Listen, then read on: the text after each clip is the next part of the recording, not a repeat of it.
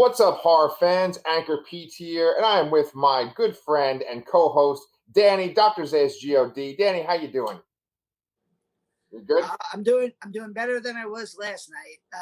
Fine. I had a great night's sleep. Just woke up and ready to talk about a really good horror movie. Just got back from a nice vacation. Bad traffic aside, so I'm ready to go. Today we are talking about Insidious, and this is part one of our James Wan-A-THON.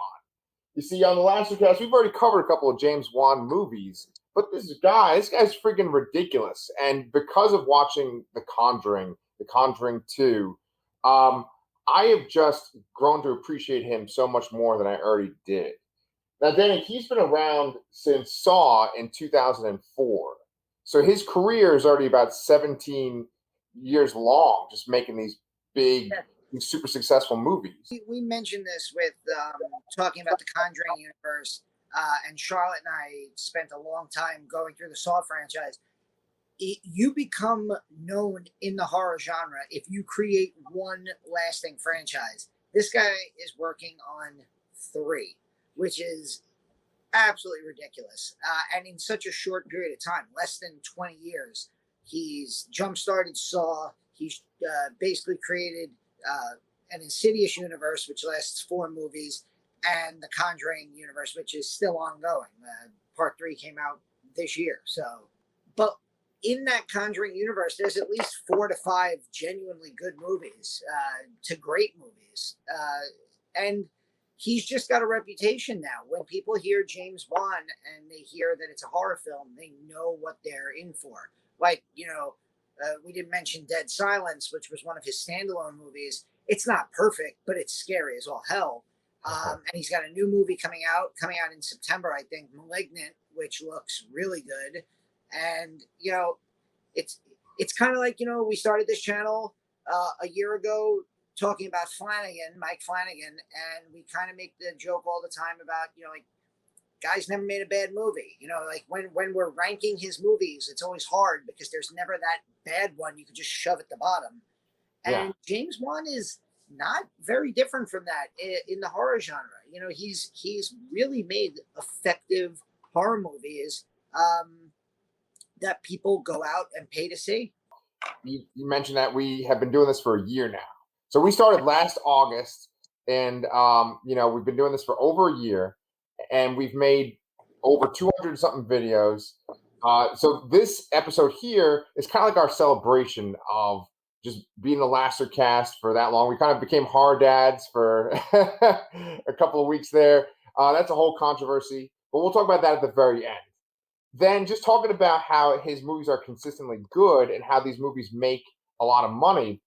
It's interesting because, like, with the first movie that he was successful with, Saw, he had this reputation of like having ultra violence and gore in his movies, and he felt like that closed some doors for him, right? And so he wanted to make Insidious to show that he did not have to have like a crazy amount of violence or gore in his movies. And so it was once again a big financial success for him. And when we're talking financial success, this movie cost $1.5 million to make. It made $54 million in the United States. It made $43 million internationally. It's just amazing because, like, you see the quality of the actors in this movie, and you would just assume that paying that acting group would cost more than what this movie cost. We'll talk more about the acting when we get into Insidious, but this was another one of those movies. I have a very strange relationship with James Wan horror films. When this movie came out, I saw it and I kind of brushed it aside. I kind of said,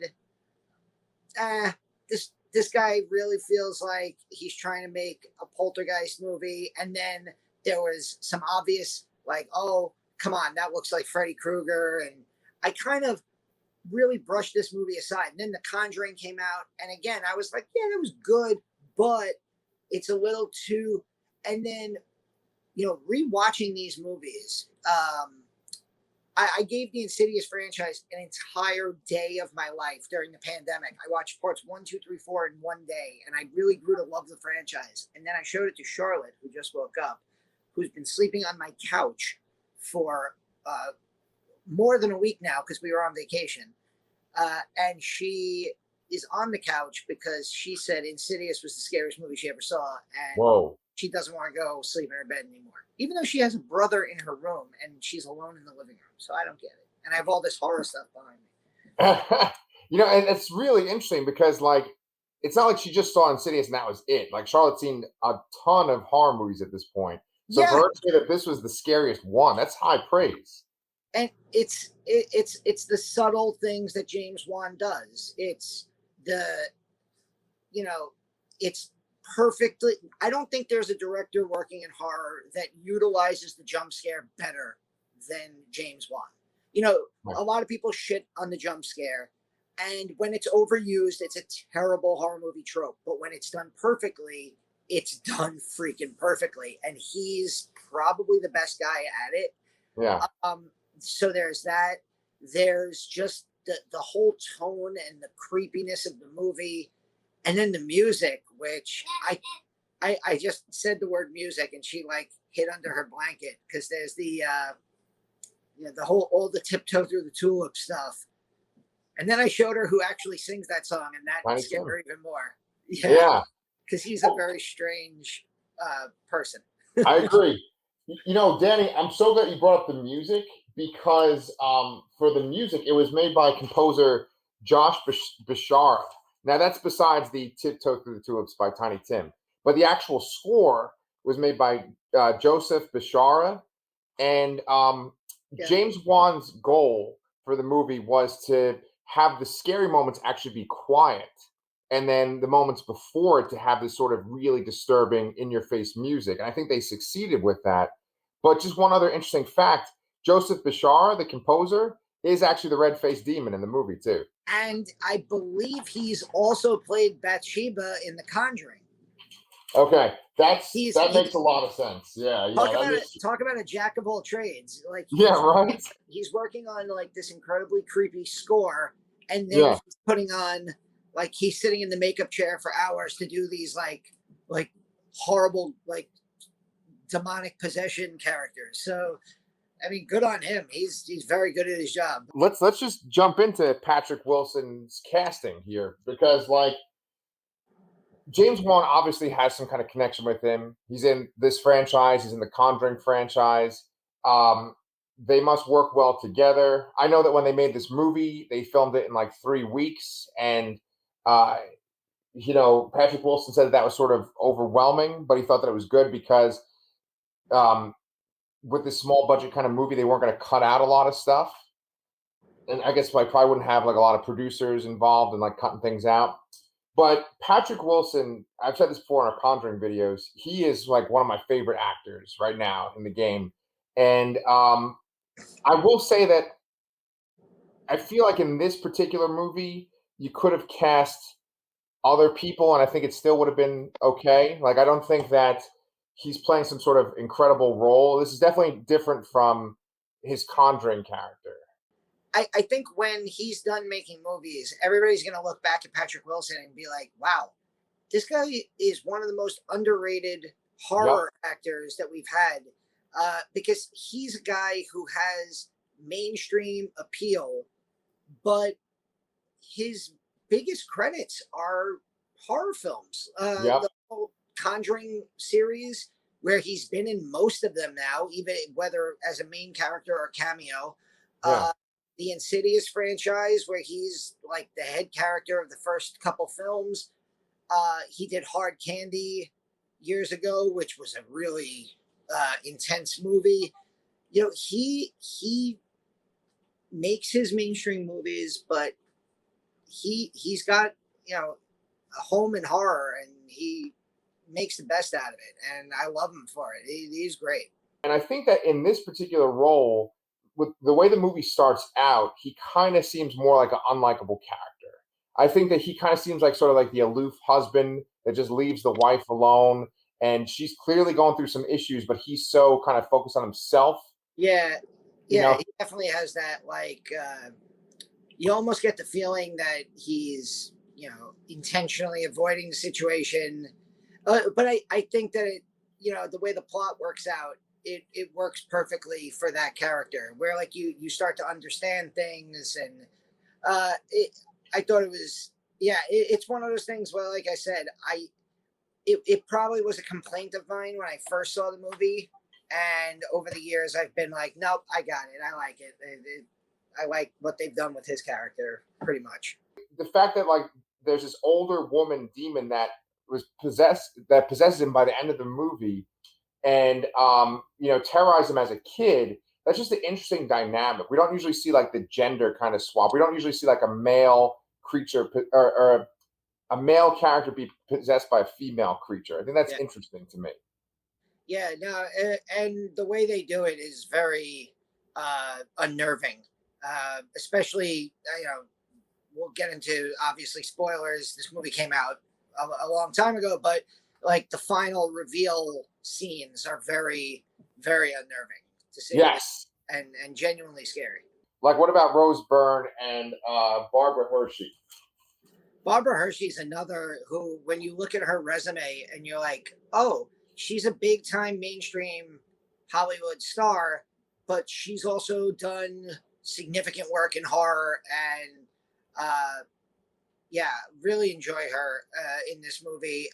And Rose Byrne is great because the whole first almost hour of this movie, you're not sure if this movie is a haunted house movie or if it's some kind of like intense medical drama.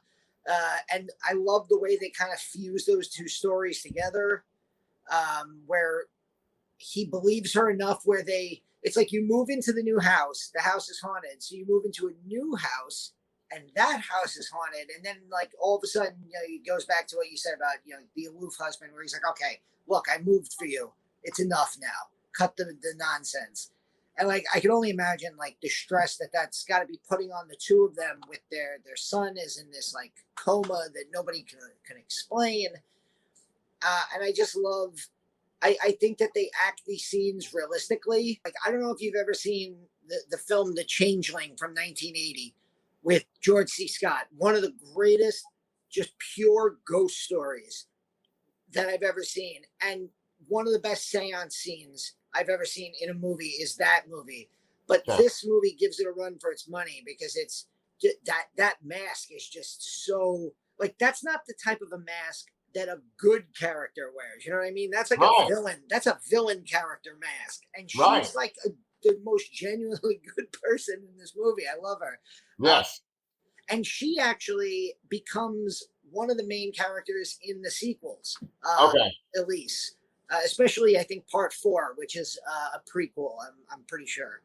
But, Lynn Shay's great in this movie, and she's another one. She was in the original Nightmare on Elm Street. I think she's the sister of Robert Shay, who was the head of New Line, who helped make Nightmare on Elm Street back in 1984. And she's been in a million horror movies, like bit parts here and there. So for her to like be able to like get a huge role in not just this movie but this franchise was actually really awesome. If you've like recognized, because like I think everybody's recognized her. Yes. Yeah, she was Cameron Diaz's neighbor, and There's Something About Mary. Oh my God! Yes, that's right. Jesus Christ. Okay, those breasts. Poltergeist is this great kind of idea of like someone comes in, these experts come in, and they get this spiritual presence out of your house, right? What I think makes this unique is the scene that follows it, where they send Patrick Wilson, they send Josh into the further to get his son, and he has this lantern with him. To me, that whole sequence, because it's so dark in there and he just has the lantern, it evokes that feeling of like being underwater and like having a diving suit on and having the light, and how you can only see where the light is projecting. I really, really like that touch because it makes you think like you're being submerged. You're going into this other world. You're submerged. I think that was super effective. You really feel claustrophobic at the end of this movie. As like, because like literally they're like coming in around him, and it's very, very effective. We've talked about The Conjuring 1, 2, and 3 on this channel, even though our 3 video is pretty rough. But well, actually, he didn't direct The Conjuring, the third one. The Devil Made Me Do It. So just by going off of The Conjuring 1 and 2 and this, where would you rank those three? I think Insidious is the best. I really do. I having rewatched it and gained my appreciation for it last year, and then having watched it again with Charlotte and seeing her reaction to it, she made it through the Conjuring movies and then went to bed. Yeah. This movie has affected her more, and this is call my parenting skills into question in the comments, folks. This is an almost 11-year-old girl who has seen The Exorcist, who's seen Texas Chainsaw, The Evil Dead. The list goes on. This movie affected her more than any other so far.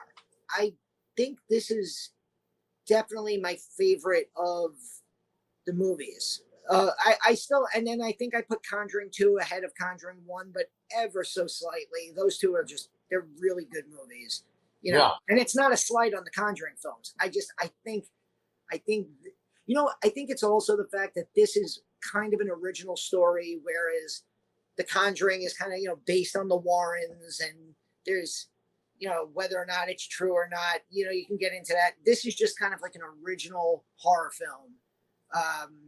And it pays homage to classic horror films, but I just love what he did with this, and I love what he does with part 2 also, and I can't wait for you to watch it. Well, for me, I actually kind of have the reverse of you. I actually like this the least. I like Conjuring 1 the most, and then Conjuring 2 second. The reason why is because for me, a horror movie is scarier when it's in the most realistic context possible. But then if there's something that's like sort of unexplainable or inexplainable, and it kind of fits within that realistic context. Because I always feel like in real life, if you were going about your day and you can rationalize anything, but then all of a sudden you see some kind of thing that's just out of the blue, I feel like that's the most unnerving. That's the scariest idea. In this, it kind of feels more like a kind of cliche horror movie where you can kind of predict what's going to happen next. Whereas I felt like The Conjuring felt more real world, especially the first one over the second one. And James Wan is such a dynamic filmmaker where like the majority of his shots are super interesting, super in your face, looking at it from different angles. So I feel like kind of putting those realistic restraints on him actually makes for a scarier experience. Whereas in this, it's kind of more fun and exciting to watch, but it's not as scary to me. So this is us celebrating 1 year of the Lastercast. In the comments below, we would absolutely love for you guys to tell us what was your favorite Lastercast video that we've done? What's your favorite thing that we've covered so far? Because we're not going anywhere. We have, years and years to come, and we'd like to bring you some more of the stuff that you love. So we have our next video we're doing together is Insidious. I think Danny's going Insidious Chapter 2. Coming up this week. Charlotte and I are going to eventually get to The Evil Dead, the 2013 reimagining from Fede Alvarez, and then we're going to get into Ash vs. Evil Dead, which I know you have, and we're going to be watching together and talking about together. So yeah, we have a lot of stuff coming up in the pipeline, and plus, I mean, it's almost the end of August, which means we're getting into spooky season. You guys saw the videos that Charlotte and I posted from Monster Mania. Thank you, Pete, for editing some of them. Great. We had a great time at the horror convention, and yeah, we're going to be, like you said, we have a ton of stuff where we have no time to slow down. Yes, as we get into the fall. Yes. That's one of the best things about working on this channel for a year with Danny, is that Danny loves horror. He loves this whole world of it, and he is a content-putting machine. I love how he's putting his cat on his lap as if it's like the equivalent of me having my 5-year-old daughter on my lap. Well, oh, here's my dog. There you go. There you have a dog. Let's see how many creatures we can put in our frames of our pictures. Danny it's just he puts out so much content for this channel. I hope you guys appreciate it because he just wants to share his love of horror. And I try to get in here with the stuff that I watch, but I got 3 freaking channels, so it kind of dilutes me a little bit. Nah. But I always enjoy talking about horror with my friend Dr. Zayas. So we will see you guys next week for Insidious Part 2.